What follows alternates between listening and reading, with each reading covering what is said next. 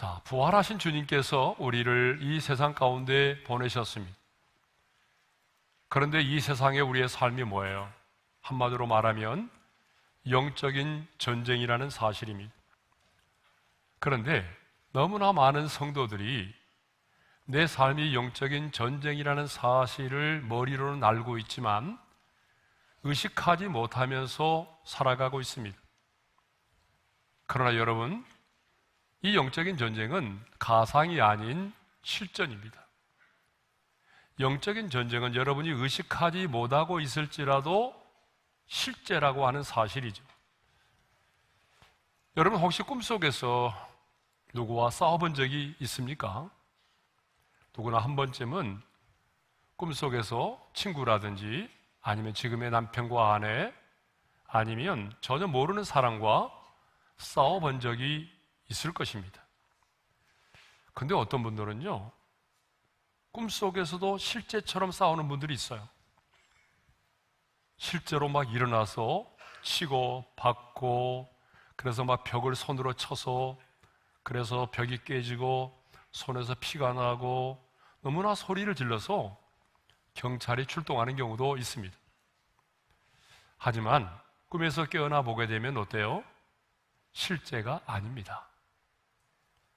지난 3월 13일부터 23일까지 북한의 핵과 미사일에 대비하기 위하여 자유의 방패 한미연합군사훈련이 있었습니다. 뉴스를 보게 되면 연합상륙훈련을 포함한 실전을 방불케 하는 20여 개의 훈련이 집중적으로 진행되었다라고 합니다. 그러나 아무리 실전을 방불케 하는 훈련이라고 할지라도 훈련은 훈련이지 실전은 아닙니다. 그런데 여러분, 영적인 전쟁은 결코 시뮬레이션이 아닙니다. 영적인 전쟁은 가상이 아닙니다. 영적인 전쟁은 내가 승리하느냐 패배하느냐 아니면 죽느냐 사느냐를 결정하는 실제라는 사실입니다. 그래서 오늘 본문에 보게 되면 사도 바울은 영적인 전쟁을 말하면서 이렇게 표현합니다. 우리의 씨름은 이라고 표현합니다. 그런데 이 씨름을 킹 제임스 버전에서는 몸싸움을 벌이는 맞붙어 싸우는 레슬링, 레슬로 표현하고 있습니다. 우리나라 사람들은 이 씨름을 민속 씨름의 개념으로 이해하고 있지만 당시 사도 바울이 말하였던 이 씨름은요, 고대 근동과 그리스 그리고 로마 시대의 씨름인 지금의 올림픽에서 볼 수 있는 그레코 로마형 레슬링을 의미합니다.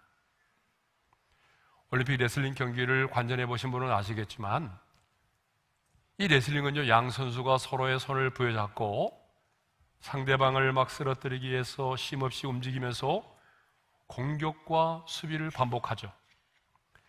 쉽사리 결판이 나지 않기 때문에 선수들은 막 거친 숨을 몰아쉬면서 계속적으로 막 몸을 부대끼면서 서로를 밀어내고 쓰러뜨리기 위해서 안간힘을 씁니다. 그런데 여러분, 잠깐만 방심하게 되면 상대방으로부터 업어치기, 안아치기, 안목돌이치기를 당해서 패배를 할 수가 있다는 거죠. 그런데 여러분, 우리의 영적인 전쟁이 바로 이와 같다는 것입니다. 그러면 왜 바울은 영적인 전쟁을 씨름, 곧 레슬링으로 표현했을까요? 영적 전쟁이 가상이 아닌 실제이기 때문에 그렇습니다. 레슬링처럼 단 한순간의 방심도 허용되지 않기 때문입니다. 여러분, 왜 다윗 왕이 넘어졌습니까? 한순간 방심하여 한가하게 옥상을 거닐다가 넘어졌습니다. 왜 바울이 영적인 전쟁을 씨름, 곧 레슬링으로 표현하고 있습니까? 시작과 끝이 분명하고 그리고 승리와 패배가 확실하게 결정되기 때문에 그렇습니다.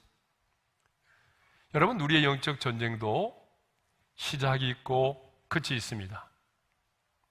영적 전쟁은 하나님의 자녀가 되는 순간 본격적으로 시작이 되었고요. 내 영혼이 육체의 장막을 벗고 이 땅을 떠나는 날 끝이 나게 되어 있습니다. 뿐만 아니라 영적인 전쟁도 반드시 승리와 패배가 결정됩니다. 세상에서의 싸움은요, 무승부도 있어요. 그렇지만 영적인 전쟁은 무승부가 없습니다. 반드시 승리하느냐 패배하느냐의 싸움이지 무승부는 없습니다. 이렇게 우리의 영적 전쟁은 레슬링과 같은 실제입니다. 실제라고 하는 말은 분명한 대상이 있다는 말이고요, 방어와 공격이 있다는 얘기입니다. 방어와 공격이 없는 영적인 전쟁은 없습니다. 가상의 전쟁은 없습니다.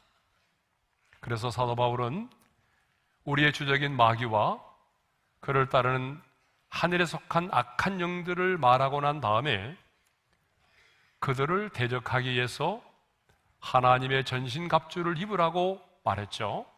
자, 우리 11절 말씀 읽겠습니다. 시작. 마귀의 관계를 등이 대적하기 위하여 하나님의 전신갑주를 입으라. 자, 그래서 우리는 앞서 하나님의 전신갑주에 대해서 생각을 했습니다. 이 전신갑주는요, 6가지의 무기로 되어 있는데 5가지는요 방어용 무기고 1가지 무기는 공격용 무기로 되어 있습니다. 자, 복습하는 의미에서 다시 한번 정리해 보자면, 진리의 허리띠는요, 진리 대신 예수 그리스도를 믿는 확고한 믿음을 말하죠. 의의 호신경은요, 예수 그리스도의 의를 내가 덧입는 것을 말합니다. 평안의 복음으로 예비된 신을 신는 것은 세상에 줄 수 없는 평안을 말합니다.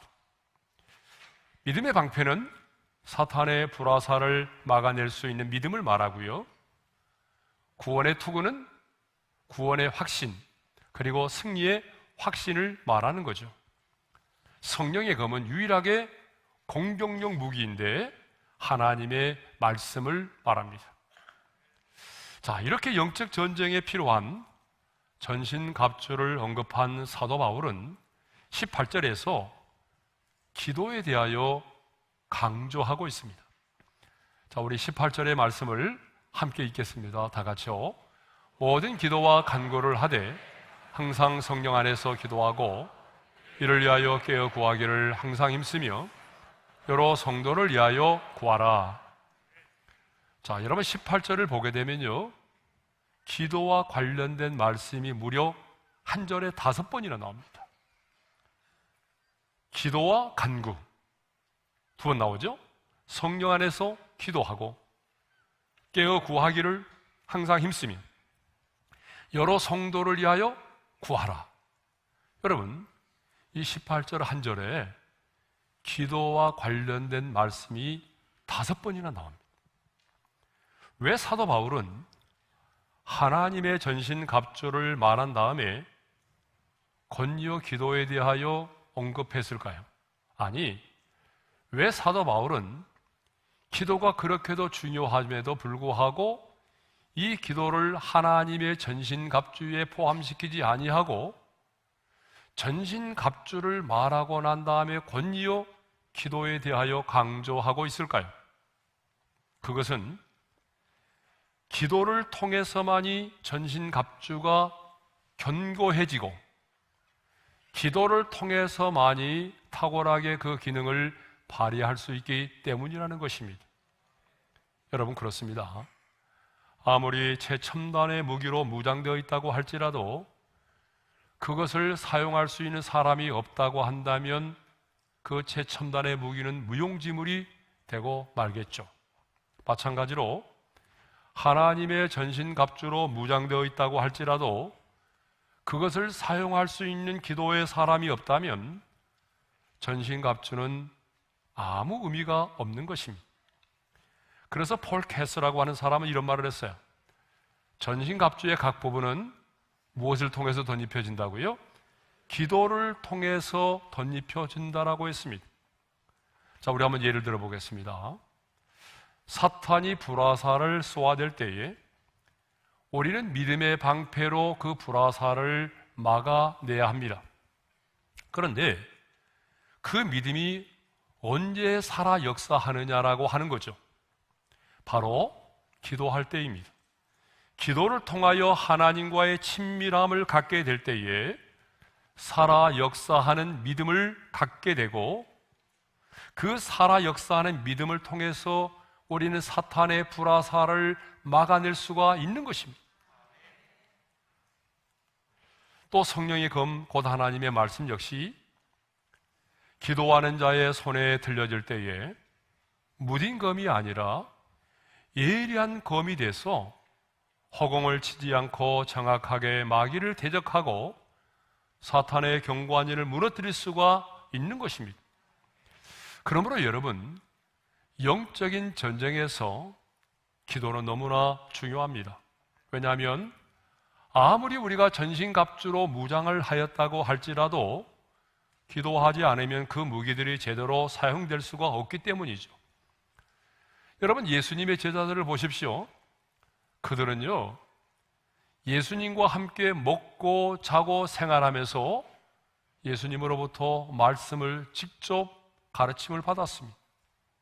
뿐만 아니라 예수님과 함께 다니면서 예수님께서 그 많은 병든 자들을 고치시고, 그리고 귀신 든 자를 내어쫓는 그 현장에서 수없이 많이 보았습니다. 하지만 한 아버지가 귀신 들린 아이를 데리고 왔을 때는요, 그 귀신 들린 아이를 내어쫓지 못하고 쩔쩔맸습니다. 그때 예수님께서 그러한 제자들에게 뭐라고 말씀하셨습니까? 자, 마가복음 9장 29절입니다. 다 같이요. 기도 외에 다른 것으로는 이런 종류가 나갈 수 없느니라. 주님은 분명히 제자들이 이 귀신 들린 아이를 고치지 못한 것은 경력이 짧아서가 아니라, 성경에 대한 지식이 없어서가 아니라, 그들이 기도하지 않았기 때문이라는 거예요. 그렇습니다. 여러분, 기도 없이는요, 누구도 영적인 전쟁에서 승리할 수가 없습니다. 자, 우리가 잘 아는 출애굽기 17장을 보게 되면 이스라엘과 아말렉이 싸우는 장면이 나와요. 그런데 그때 모세는 어떻게 합니까? 여호수아에게 사람들을 택하여 나아가서 아말렉의 군대와 싸우라고 말하죠. 그리고 자신은 어떻게 하던가요? 자신은 지팡이를 들고 높은 산 꼭대기에 올라가서 손을 들면서 기도하죠. 그런데 참 희한한 일이 벌어졌습니다. 11절에 보게 되면요, 모세가 손을 들면 이스라엘이 이기고 모세의 손이 피곤하여 내려오면 아말렉이 이겼다는 거예요. 자, 우리 11절의 말씀을 함께 읽겠습니다. 다 같이요. 모세가 손을 들면 이스라엘이 이기고 손을 내리면 아말렉이 이기더니. 싸움의 승패가 어디에서 결정되었나요? 모세가 손을 드는 그 기도의 현장에서 싸움의 승패가 결정이 되었습니다. 기도의 현장에서 승리할 때에 우리는 영적인 전쟁의 현장에서 승리할 수가 있다는 사실이죠. 우리 예수님도 겟세마네 동산의 기도 현장에서 승리하셨기 때문에 십자가를 지시는 골고다의 현장에서도 승리할 수가 있었던 것입니다. 그러므로 기도의 자리, 기도의 현장이 참 중요합니다. 그런데 이 시대를 살아가는 성도들이요, 기도의 무릎을 별로 꿇지 않습니다. 지금의 성도들을 보게 되면 이전의 성도들보다 성경에 대하여 더 많은 지식을 가지고 있어요. 성경 공부를 통해서 이전의 성도들보다도 더 많은 성경적인 지식을 가지고 있단 말입니다. 그것만이 아닙니다. 우리 삶이 영적인 전쟁이라고 하는 사실도 알고 있어요. 또 사탄의 전술과 전략이 어떠한 것인가도 알고 있어요. 그런데 영적인 전쟁에서는 더 많이 깨어지고 더 많이 넘어지고 있습니다. 문제는요, 알고는 있는데 아는 대로 움직여지지 않는다라고 하는 것입니다. 여러분, 꿈속에서라도 사탄의 공격을 받게 되면 어떻게 해야 되죠? 꿈속에서라도 사탄의 공격을 받게 되면 우리는 자동적으로 예수님의 보혈로 덮고 예수님의 이름으로 대적하고 말씀으로 물리쳐야 됩니다. 그런데 꿈속에서 사탄의 공격을 받아도 아무런 대응을 하지 못한다는 거예요. 아니, 입이 열리지 않는다는 거예요. 칼을 빼려고 하는데 칼이 빠지지 않는다는 거예요. 말씀의 검을 사용하지 못한다는 것입니다. 여러분, 왜 그럴까요? 지식이 없어서요? 신앙의 경륜이 짧아서요? 평신도이기 때문이에요? 아닙니다. 기도의 무릎을 꿇지 않아서입니다. 기도의 현장이 없기 때문입니다. 그렇기 때문에 성경은 우리에게 끊임없이 깨어서 기도하라고 말하죠. 깨어 기도하는 것이 영적 전쟁의 핵심입니다.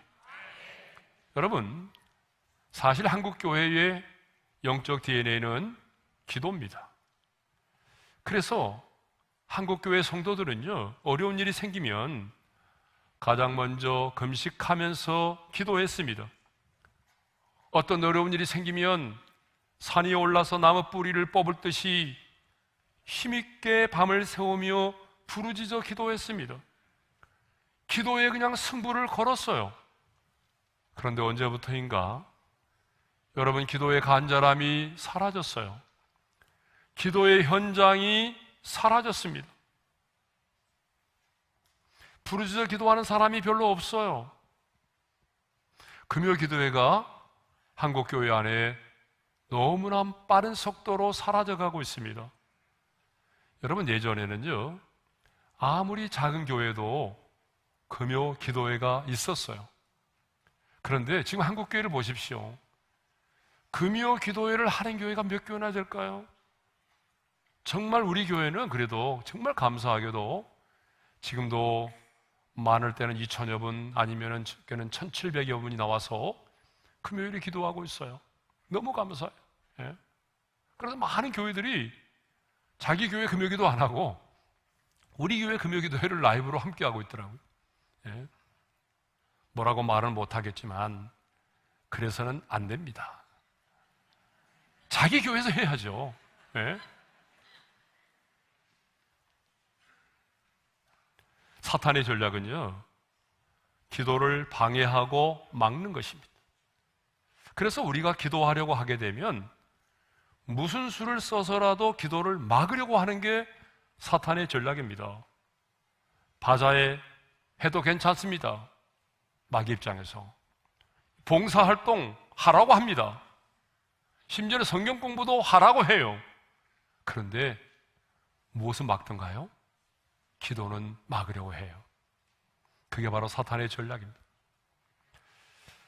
제가 예전에 전도사 시절 때요, 저 봉천동 있잖아요. 그 봉천동의 한 교회에서 잠깐 제가 섬긴 적이 있어요. 그 봉천동에 있는 교회는 굉장히 아름다운 지어진 교회였어요. 근데 바로 옆에가 절간이에요. 절이 붙었어요. 제가 뭐 그 교회 가서 섬기러 간 게 아니라 한번 주일날 설교를 해달라고 그래서 갔는데 담임 목사님이 안 계시고 원로 목사님만 계시더라고요. 그러면서 나를 봐서라도 이 교회 와서 좀 봉사를 해달라는 거예요. 그래서 제가 어쩔 수 없이 그 원로 목사님 때문에 그 교회를 좀 섬기게 되는데요. 문제는 기도를 안 해요. 기도를 안 하는 거예요. 그래서 제가 원로 목사님한테 건의를 했어요. 금요 기도회가 없는데 금요 기도회 광고를 좀 해주십시오. 제가 혼자라도 금요 기도를 하겠습니다. 광고를 했는데 아무도 안 나왔어요. 저 혼자 했습니다. 그리고 교회 사택에서 잠을 자고 아침에 일어나는데 원로 목사님이 그러는 거예요. 아, 김 전도사님, 지금 저 절간에서 지은 그 절간의 나무가 자라가지고 우리 교회를 많이 가리고 있는데 저 나뭇가지를 좀 잘라달라는 거예요. 그래서 아침에 그 나무 위에 올라가서 나무를 자르다가 제가 떨어졌지 않습니까? 예, 시멘트 바닥으로 떨어져가지고 갈비뼈가 금이 갔어요. 그래서 얘는 금요 기도회를 못하고 중단하게 됐어요. 그때 제가 느낀 게 있습니다. 아, 이게 바로 사탄이 장난이구나. 나 홀로라도 금요기도회를 해보려고 마음에 작심하고 했는데 그날 하룻밤 하고 당한 거예요. 그래서 한참 후에 금요기도를 하긴 했는데, 사탄의 전략은요, 다른 것은 다 하라는 거예요. 그런데 기도는 못하게 합니다. 그게 사탄의 전략입니다. 여러분, 영적인 전쟁은요, 하나님께 속한 전쟁입니다. 이 말은 무슨 말인가 하면 하나님이 싸워주셔야만이 승리할 수가 있다는 말이에요. 그러므로 여러분, 영적인 전쟁에서 중요한 것은 하나님과의 친밀함입니다. 내가 얼마나 하나님과 친밀한 관계에 있느냐가 중요한 거예요. 기도의 현장에서 우리가 승리할 때에 영적인 전쟁의 현장에서도 승리할 수 있을 줄로 믿습니다. 그러면 이제 사도 바울이 전신갑주를 말한 다음에 연이어 강조하고 있는 기도들에 대해서 한번 생각해 보도록 하겠습니다. 자, 18절에 보니까 모든 기도와 간구를 하되, 가장 먼저 모든 기도와 간구를 하라고 말하고 있어요. 여러분, 기도와 간구는요, 같은 말처럼 보이지만 그 단어의 뜻을 보게 되면 조금 다릅니다. 기도란 뭐냐? 하나님의 하나님 되심을 깊이 인정하면서 예배하는 마음으로 드리는 기도가 기도예요. 단어적인 뜻이. 자, 예를 들어보면 이런 거죠. 자, 주님의 이름을 찬양합니다. 나를 구원해 주시고 인도해 주시고 보호해 주심을 감사합니다. 주께서 이 놀라운 일을 행하셨습니다. 하나님은 신실하신 분입니다. 이런 내용의 기도 있잖아요. 이게 바로 기도예요. 그러면 간구란 뭐냐? 하나님의 자녀된 자가 전능하신 하나님 아버지께 필요한 것을 얻기 위해서 간청하는 기도를 말하는 거예요.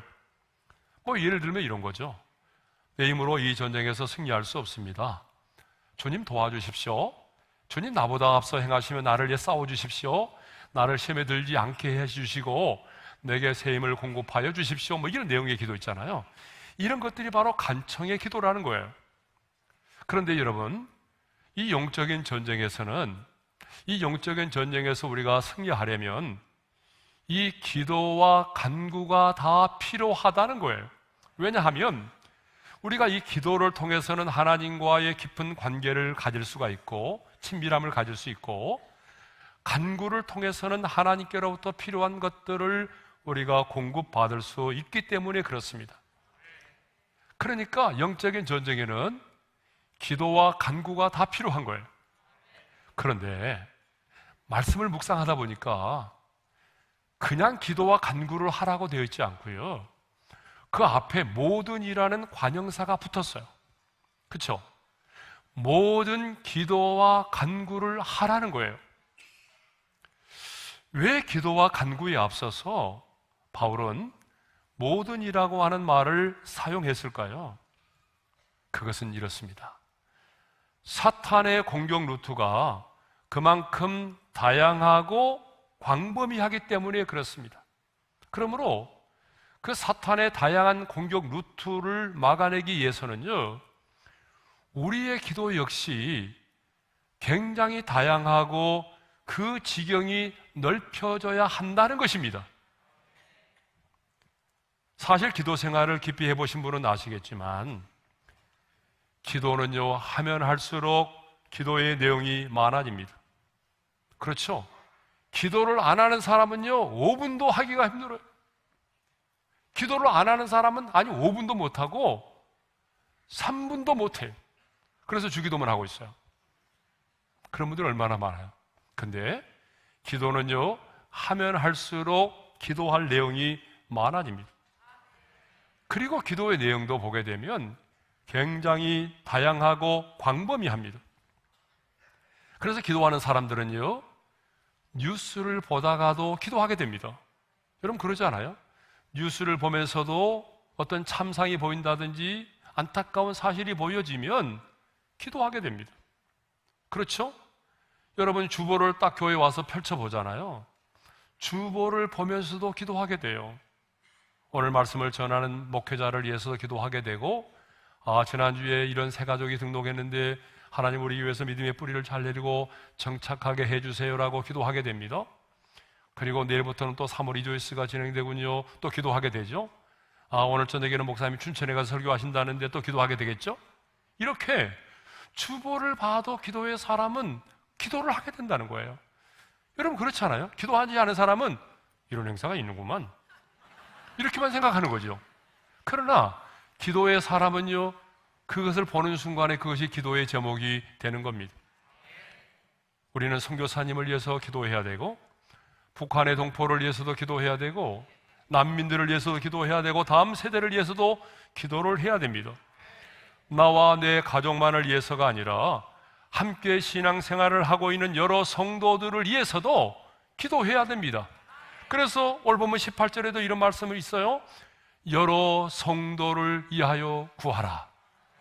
나만을 위해서가 아니라 함께 신앙생활하고 있는 여러 성도들을 위해서 기도하라는 거예요. 여러분, 주님과의 친밀함이 깊어지면 깊어질수록, 주님과의 사귐이 깊어지면 깊어질수록 이 시대를 향한 사탄의 공격이 무엇인지를 알면 알아갈수록 기도의 지경이 넓혀진다는 사실입니다. 우리는 더 많은 사람을 위해서 기도할 수밖에 없습니다. 그래서 바울은 지금 모든 이라고 하는 말을 사용하여 기도와 간구를 하라고 그렇게 권면하고 있는 것입니다. 자, 영적인 전쟁을 위하여 기도를 강조하고 있는 사도 바울은 이제 모든 기도와 간구를 하되 성령 안에서 기도하라고 말씀하고 있습니다. 자, 18절 상반절의 말씀을 읽겠습니다. 시작. 모든 기도와 간구를 하되 항상 성령 안에서 기도하고, 그냥 기도하지 말고 성령 안에서 기도하라고 그렇게 말하고 있습니다. 자, 우리 한번 따라서 합시다. 성령 안에서 기도합시다. 그러면 성령 안에서 기도한다는 것은 무엇을 말할까요? 성령 안에서 기도한다는 것은 성령의 도우심을 받아 기도하는 것입니다. 성령님의 인도하심을 따라 성령님의 권능을 힘입어 기도하는 것입니다. 한마디로 성령님의 도우심을 받으며 기도하는 것이 성령 안에서 기도하는 것이에요. 그래서 공동번역에서는요, 성령의 도움을 받아 기도하십시오 라고 그렇게 번역을 하고 있습니다. 자, 그러면 왜 우리는 성령 안에서 기도를 해야 될까요? 세 가지 이유가 있습니다. 그 첫 번째 이유는 성령께서 우리의 연약함을 도우시기 때문에 그렇습니다. 여러분, 기도에 있어서 우리 모두가 다 경험하고 있는 것처럼 우리의 연약함은 딱 두 가지라고 말할 수 있어요. 기도에 있어서 우리의 연약함은 두 가지인데, 그 첫 번째가 뭐냐 그러면 알면서도 안 되는 것이 바로 기도라고 하는 것입니다. 많은 분들이 고개를 끄덕이고 있어요. 고개를 끄덕이지 않은 분은 기도가 뭔지를 잘 모르는 분이시죠? 알면서도 안 되는 게 뭐예요? 그게 바로 기도 생활이에요. 여러분, 사실 기도는요, 하나님의 자녀된 자가 하나님 아버지에게 대화를 나누는 것이니까 기도란 어쩌면요 가장 쉬운 것일 수도 있어요. 그렇잖아요. 그냥 자녀가 아버지에게 대화를 나누는 거니까. 그런데 실제로 우리의 신앙생활을 보게 되면 가장 힘들고 가장 어려운 게 뭐냐, 잘 안 되는 게 뭐냐, 그게 바로 기도 생활이라는 거예요. 예? 기도의 필요성을 몰라서가 아니에요. 여러분, 모든 성도는 기도해야지, 그래 내가 기도해야 돼, 기도의 필요성을 알고 있어요. 그렇지만 안 되는 것이 뭐예요? 기도입니다. 그런데 우리만 그런 게 아니고요, 당시에 예수님의 제자들도 그랬어요. 예수님께서 겟세마네 동산에 가실 때 3명의 제자를 데리고 가셨잖아요. 그리고 기도를 부탁했어요. 나를 위해서 기도해달라고. 근데 그 3명의 인간들 있잖아요, 그 3명의 제자들은요, 주님이 그렇게 간절하게 기도를 부탁했지만 3번이나 와서 보니까 3번이나 잠을 퍼자고 있었어요. 여러분, 예수님의 제자들도 뭐예요? 알면서도 육신의 피곤함 때문에 기도를 못했던 것입니다. 기도하지 않았어요. 네? 여러분, 우리 주변에 보게 되면 굉장히 지식도 있고 또 말을 할 때 보게 되면 논리가 있고요, 굉장히 언변이 탁월한 사람들 있잖아요. 달변가들. 그런데 이상하죠? 제가 갑자기 집사님 한번 기도해 보세요. 그러면요, 기도 못해요. 아니, 그렇게 똑똑하고 지식도 있고 달변가하고 논리적인데 갑자기 기도시키면요, 당황을 해요. 그러다 땀을 뻘뻘 흘리면서 버벅거립니다. 여러분, 기도라고 하는 게 그런 거예요. 실제로 여러분 기도하려고 하게 되면 앞이 캄캄할 때가 있죠? 있어요, 없어요? 예, 아멘을 하기 힘들면 고개라도 끄덕여 보세요. 여러분, 기도할 때 보게 되면 벽이 있어요, 없어요? 캄캄할 때가 있어요. 기도하려고 하면 갑자기 막 잡념이 막 몰려들잖아요. 예. 기도 생활을 해보신 분은 아시겠지만 기도처럼 예민한 게 없어요. 조금만 마음에 상심되는 일을 당하면요, 기도가 안 돼요. 조금만 내 마음이 상하면요, 기도의 무릎을 꿇기가 어렵습니다. 사탄의 참소를 받죠. 여러분, 부부싸움을 하고 나면 기도가 잘 되던가요? 혈기 한번 부리고 나면 기도가 집중력 있게 더 잘 되던가요? 그렇지가 않아요. 부부싸움하고 금요기도 나오면 정말 기도가 힘들어요. 혈기 한번 부리고 난 다음에 기도에 집중하려고 하면 기도가 잘 안 됩니다. 여러분, 기도처럼 예민한 게 없어요. 기도할 마음이 생기지 않아요. 다른 것은 몰라도 기도는 마음만 먹는다고 해서 되지 않아요. 아무리 힘쓰고 애써도 우리의 힘만으로는 기도하는 게 한계가 있다는 거예요. 여러분, 왜 그럴까요? 여러분, 노래방에 가서 있잖아요. 몇 시간 노래 부르는 것 문제가 없어요. 근데 기도는 5분도 못해요. 왜 이렇게 기도가 어려울까요? 왜 이렇게 기도만 하려고 하면 막 잡념이 생기고 집중력이 떨어질까요? 그것은요, 기도는 가장 영적인 일이기 때문입니다. 기도는요, 육을 입은 인간이 영이신 하나님과 교제하는 것입니다. 육을 입고 있는 인간이 영이신 하나님과 교제하는 것이에요. 그렇기 때문에 기도는 반드시 성령의 도움이 필요합니다. 기도는 성령의 사역입니다. 성령님은 기도의 영이십니다. 그러므로 여러분, 성령의 도움을 받지 않으면 기도하기가 힘들다는 거예요. 성령님의 도우심을 받아야 사탄의 참소를 물리치고 기도할 수가 있습니다. 성령님의 도우심과 그 권능을 힘입어 기도해야 기도에 집중할 수가 있어요. 기도의 잡념이 사라진단 말이에요. 기도의 벽을 물리칠 수가 있다는 거예요. 오랜 시간 동안 시간 가는 줄 모르고 기도할 수 있단 말이에요. 여러분이 아무리 힘쓰고 애쓰고 기도하려고 해보세요. 여러분 2시간 기도하는 거 어렵습니다. 그런데 성령 안에서 성령님의 인도하심을 따라 성령의 권능을 힘입어 기도하게 되면 여러분 30분 기도하는데 일어나 보면 3시간 기도한 거예요. 그런 경험 있는 분만 고개 끄덕여 보세요. 네?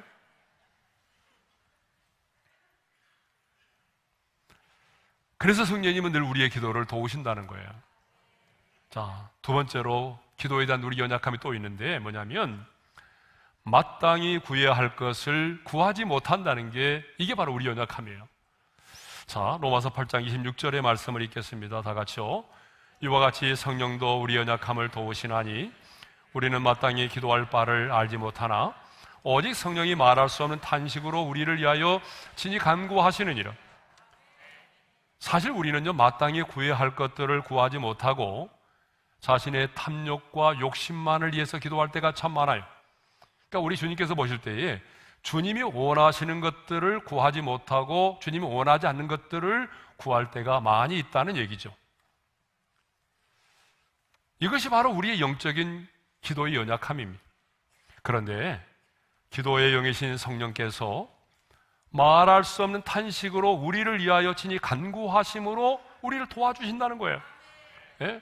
말할 수 없는 탄식이란 무슨 말이냐면 말로는 표현할 수 없는 탄식이란 말이에요. 예? 왜 우리가 성령 안에서 기도해야 됩니까? 그것은 기도하는 영이신 성령께서 우리가 마땅히 구할 바를 알지 못할 때에 우리를 위하여 말할 수 없는 탄식으로 우리를 위하여 간구하심으로 우리를 도와주신다는 것입니다. 두 번째로, 왜 우리는 성령 안에서 기도를 해야 되는가? 두 번째입니다. 성령 안에서 기도하게 되면 하나님의 뜻대로 기도할 수 있기 때문에 그렇습니다. 로마서 8장 27절의 말씀을 읽겠어요. 다 같이요. 이는 성령이 하나님의 뜻대로 성도를 위하여 간구하심이니라. 자, 성령님은 마땅히 구할 바를 알지 못할 때에 말할 수 없는 탄식으로 기도하십니다. 그런데 거기서 끝나는 것이 아니라 하나님의 뜻대로 우리를 위하여 간구하신다는 것입니다. 사실 신앙생활 하면서 제일 어려운 게 뭐예요? 목사님, 나도 마찬가지입니다. 제일 어려운 게 뭐냐 그러면 하나님의 뜻을 분별해내는 거예요. 어떤 것은 쉽게 분별이 가능하지만 여러분, 어떤 것들은요 진짜 분별하기 어려운 게 있거든요. 신앙생활을 아무리 오래 해도 하나님의 뜻을 분별하기가 어려워요. 왜 그럴까요? 그 이유는 뭐냐면 우리가 구원받았지만 여전히 우리 안에 많은 죄성들이 남아있기 때문에, 그 죄성들 때문에, 우리 안에 있는 탐욕들 때문에 하나님의 뜻이 그렇게 쉽게 구별되지를 않아요. 그러나 우리 안에서 우리를 도우시는 성령님은 어떤 분이십니까? 하나님 아버지의 뜻이 무엇인지를 너무나 잘 알고 계세요. 하나님 아버지의 마음이 어떤 것인지를 너무나 잘 아세요. 우리를 향한 하나님의 관심이 무엇인지를 잘 아시죠? 왜? 아버지의 모든 것을 통달하고 계시기 때문에 그렇습니다. 그러므로 우리가 성령 안에서 성령님의 인도하심을 따라 기도하게 되면 하나님 아버지의 마음을 알게 되고 내 뜻이 아닌 하나님의 뜻을 따라 기도하게 된다는 것입니다. 자, 세 번째로 항상 기도할 수 있기 때문에 그렇습니다. 본문 18절을 보게 되면 항상이라고 하는 말이 두 번이나 나옵니다. 자, 우리 읽겠습니다. 시작. 항상 성령 안에서 기도하고 깨어 구하기를 항상 힘쓰며. 여러분, 이전 성경은요 무시로 성령 안에서 기도하라고 돼 있어요. 그러니까 성령의 도우심을 받게 되면 어떤 일이 벌어진다는 거예요? 무시로 기도할 수 있게 된다는 것이죠. 성령 안에서 성령님의 인도하심을 따라 기도하게 되면 언제든지 어떤 상황과 환경을 만나든지 기도할 수 있게 된다는 것입니다. 사람에게 배신을 당해도 기도할 수 있다는 거예요. 인생의 풍랑을 만나고 인생의 밤을 만나도 성령 안에서 기도하는 사람은 기도할 수 있다는 거예요. 바울과 실라가 그것을 우리에게 보여주었어요. 복음을 전하다가 누명 쓰고 감옥에 갇혔습니다. 그렇지만 그들은 그 한밤중에 여러분 그곳에서 찬송하며 기도했잖아요. 여러분, 이렇게 우리가 성령 안에서 언제든지 어떤 상황 속에서 기도하는 것이 뭐예요? 이게 바로 쉬지 말고 기도하라는 것입니다. 그러니까 성령 안에서 기도하는 자만이 쉬지 말고 기도하라고 하는 말씀대로 기도할 수가 있게 되는 것입니다.